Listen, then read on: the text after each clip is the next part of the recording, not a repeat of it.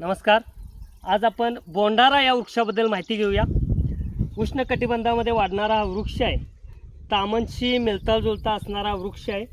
April ते जून दरम्यान या वृक्षाला सुंदर अशी फुलं येत असतात. तसेच या झाडाचे लाकूड अतिशय टिकाऊदार असते.